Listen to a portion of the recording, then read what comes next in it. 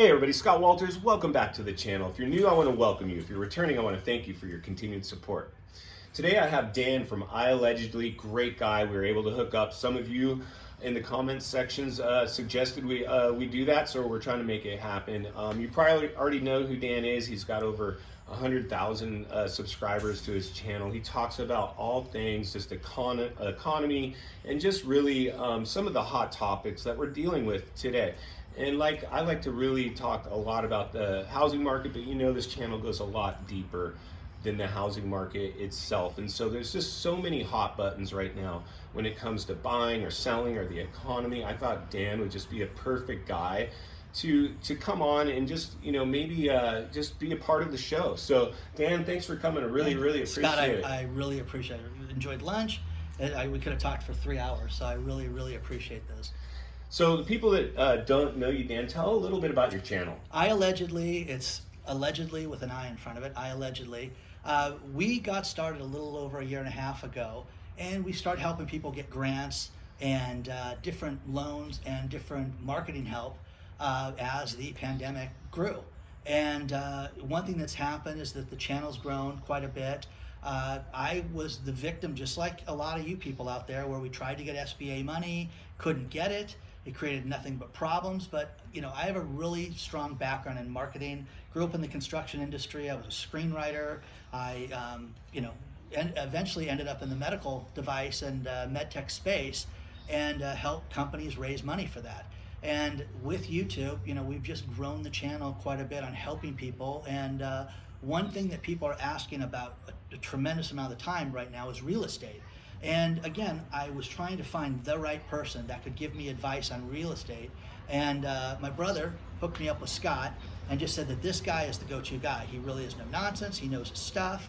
And that being said, it's been fantastic. I mean, his expertise and you know, through the years, through the last crash and what we're going to go through now, has just been fantastic. So I'm very excited about being here. I'm very excited to, you know, share my channel with you guys. So check it out, and let's get into it, man. That's awesome. No, that's perfect, Dan. Thank you so much.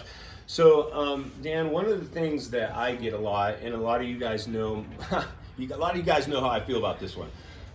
So for me, Dan, I was helping clients during the pandemic, and when I started to see the buyer herd mentality, people willing to buy properties without even getting an inspection done on their property, paying over asking price, sight unseen, without even getting a clean bill of health on the property, removing contingencies and appraisals.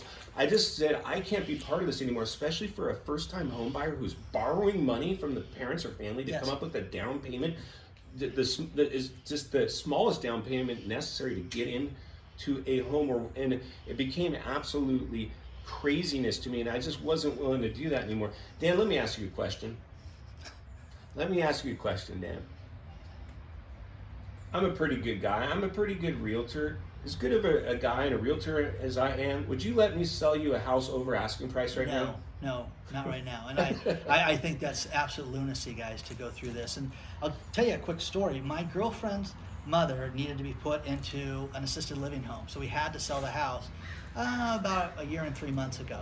And it was crazy, guys. It was, you know, the first open house, you have to be qualified. So how can you afford to pay for this house at the asking price? They had to show documentation to the realtor, and they had over 20 offers on the house in the first day.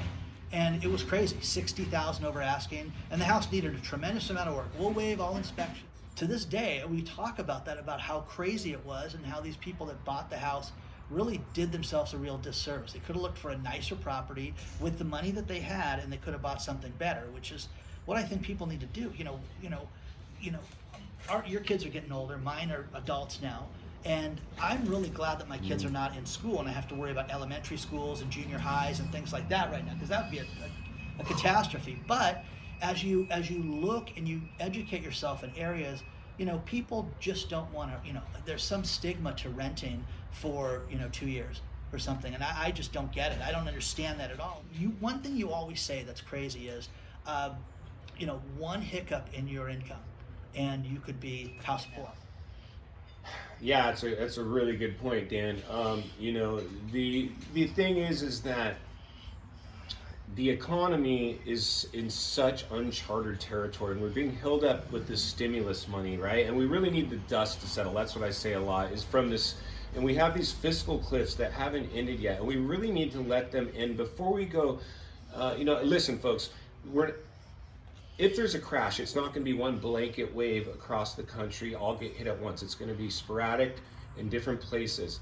Some areas might crash, some won't. But the reality is the places that crash will have a big impact. Like to see is I would want somebody in the trenches that if you need to get $50,000 more, I'd rather have Scott negotiating that with his expertise than somebody who's brand new to the industry. And again, it's not to rip on new agents, but I just think that we're going to see some crazy stuff. The stories you told me today about, houses are not going sky high over the asking price right now. You had a house, you told me that the people offered $1,000 over ask, and then they got it rejected, and then the house was back on the market within. Yeah, we're actually in escrow in that house now. I might take you guys onto that soon. I've never done a transaction in this pandemic in wave inspections. I wouldn't even do it. One thing that you didn't want to talk about on my channel, like short term, like what's going to happen 60, 90 days, but a year from now, what do you think is going to happen a year from now? Do you think it's going to be, once we see all these different forbearance programs and these stimulus programs, do you think that's going to be the key to what's going to happen over the next year? It's going to take a year. It's going to take a year to let the dust settle from the pandemic. Right now, the fiscal cliffs need to end, right? The eviction bans, the mortgage forbearance, the foreclosure bans, the unemployment benefit. And there will be some people that bought at the height that possibly came in with the wrong down payment, meaning they're too leveraged, that could be forced back to market. Well, it's a real problem, Scott, because you've got people that are like, okay, we can get through this, and we can make that payment. And these people live on a payment. That's their whole budget. And you shouldn't do that. You shouldn't live in a payment. You should have no payments. Now, it's very difficult not to have a house payment or a rent payment, but you want to get yourself set up to where if one of you loses your job, you can afford that. And a lot of people, they laugh at that and say it's crazy, but it's a real problem for a lot of people right now, and you're going to see that. But again, the honesty that you've done, and that's what got me to your channel, was I was like, wow, I got to watch more of this. And I went to Texas last month with Jeremiah Babe, and we set the land speed record with that guy driving across the country. But we watched, I'd say probably 8-10 of your videos during that time. It was fantastic.